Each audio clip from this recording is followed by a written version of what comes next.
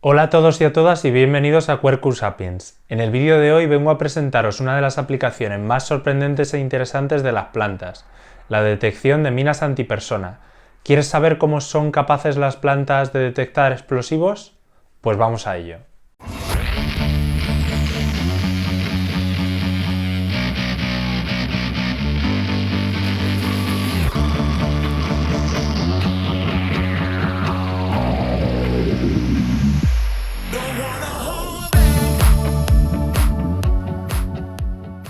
Las minas antipersona son pequeñas bombas de suelo que matan o mutilan a las personas que las activan al caminar sobre ellas. El principal objetivo de este armamento es minar la moral del enemigo o colapsar sus hospitales. Empezaron a utilizarse en la Segunda Guerra Mundial y a partir de los años 70 fue muy cuestionado su uso por el diseño inhumano. Finalmente, en el año 1997, un grupo de países suscribe el Tratado de Ottawa. Esta convención internacional comprometía a los países firmantes a dejar de utilizar este tipo de armamento, destruir sus existencias y acabar con las zonas minadas dentro de su territorio. Sin embargo, ese objetivo está lejos de alcanzarse y además países como Estados Unidos, China o Rusia no lo han suscrito aún. ¡Todo mal! ¡Todo mal! Las zonas minadas siguen siendo numerosas y provocan varios miles de víctimas cada año en todo el mundo. Más allá del interés económico o militar que pueda existir en seguir utilizando este tipo de armamento, el problema persiste porque mientras que el precio de la colocación de una mina suele rondar los 2 euros, el de su retirada puede alcanzar varios cientos. Esto, sumado a que una persona solo puede retirar unos cuantos metros de zona minada cada día y que la vida de este tipo de armamento se puede extender hasta unos 50 años, pues hace evidente que tenemos un problema. Los métodos más empleados para su detección hasta el momento han sido el uso de detectores de metales y de ratas adiestradas. Gracias al pequeño tamaño de estos animales y a su buen olfato, se han conseguido retirar grandes extensiones de zonas minadas y han sido tan eficientes y rápidos que algunos incluso han sido condecorados. Ante esta realidad se pensó que quizá las plantas podrían contribuir a mejorar la detección de este tipo de armamento. Aunque se han ideado varios sistemas, el más conocido es el cambio de color de las hojas cuando las plantas crecen en presencia de las minas.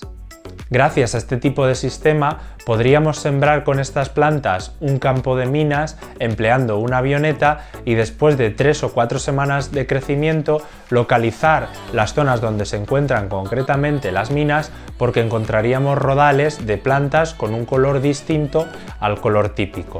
La empresa danesa Aresa Biodetection desarrolló una planta que señalizaba la presencia de minas antipersona tiñendo sus hojas de color rojo. Esto se debía a la acumulación de antocianinas. Las antocianinas son pigmentos de color rojo que se acumulan naturalmente en las plantas durante la maduración de algunos frutos o en otoño, pero durante el crecimiento vegetativo los genes de las enzimas responsables de la síntesis de antocianinas se encuentran apagados. Dado el interés comercial de estas plantas, no conocemos de manera detallada cómo consiguieron que las plantas acumulasen antocianinas en las hojas de manera específica cuando las plantas crecían sobre una mina antipersona. Pero con lo que sabemos podemos hacernos una idea más o menos aproximada de cuál pudo ser el diseño molecular de estas plantas. Sabemos que estas plantas biodetectoras, ante la presencia de NO2, acumulan antocianinas y además conocemos algunas proteínas que activan los genes de las enzimas responsables de la síntesis de antocianinas, entre ellas R2-R3-MIF, que no es un primo de R2-D2 descubierto por George Lucas, nada que ver, es un factor de transcripción. Los factores de transcripción son proteínas que se unen al ADN y regulan la expresión de los genes. Hay factores de transcripción activadores y factores de transcripción inhibidores, y aunque no hayas oído hablar de ellos, un factor de transcripción es el responsable de que la planta de maíz se parezca más a esto que a esto. Con estos datos podemos permitirnos reconstruir un posible diseño de la planta transgénica. El factor de transcripción R2-R3-MIF activa la síntesis de antocianinas, es decir, que una planta con altos niveles de este factor de transcripción sintetizaría más antocianinas teniendo una coloración en sus hojas roja. La expresión de los genes depende de sus promotores, unas secuencias de ADN a las que se unen los factores de transcripción. Hay promotores que mantienen la expresión de los genes constante, se les conoce como promotores constitutivos. Sin embargo, hay otros que activan la expresión de los genes y la inhiben en función de determinadas circunstancias, como por ejemplo los promotores inducibles. En nuestro caso, vamos a necesitar que la expresión de R2-R3-MIB esté controlada por un promotor que se induzca cuando las raíces de la planta detecten NO2. Si lo conseguimos, el factor de transcripción R2-R3-MIB se unirá al promotor de los genes de las enzimas sintetizadoras de antocianinas solo cuando la planta esté creciendo sobre el explosivo.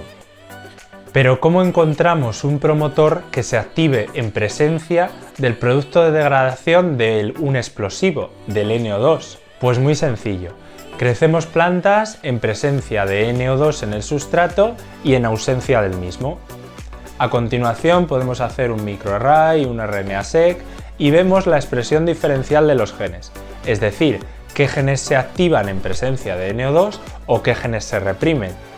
Cuando hayamos identificado esos genes que se activan más en presencia de NO2, aunque las plantas no hayan evolucionado para hacerlo, tendremos genes controlados por promotores candidatos a ser inducibles por NO2.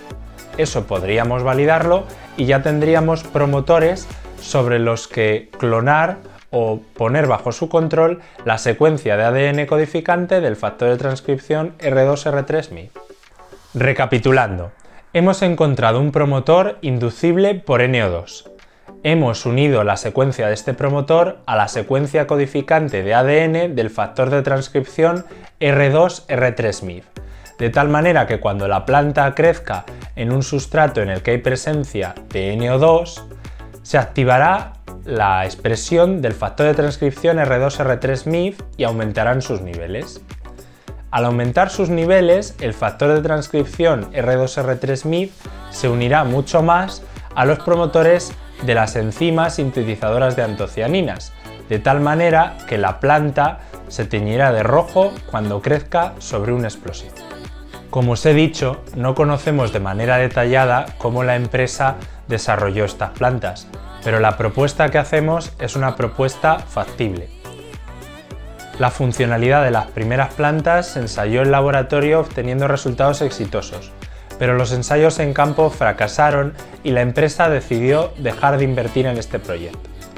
A pesar de este final agridulce, estoy seguro de que con algo más de inversión y tiempo se hubiera conseguido salvar muchas vidas.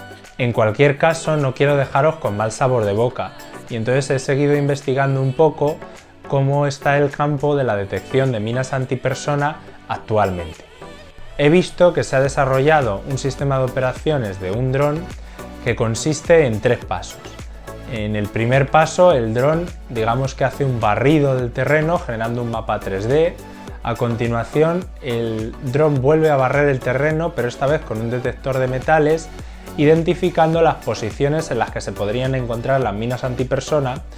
Y en un último paso, el dron va depositando detonadores sobre las posiciones en las que ha detectado una mina antipersona.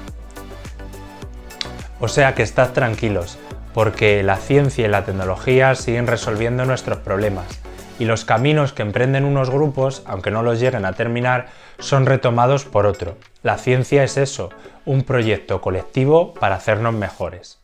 Nada más, espero que os haya gustado, un abrazo y nos vemos en el próximo vídeo.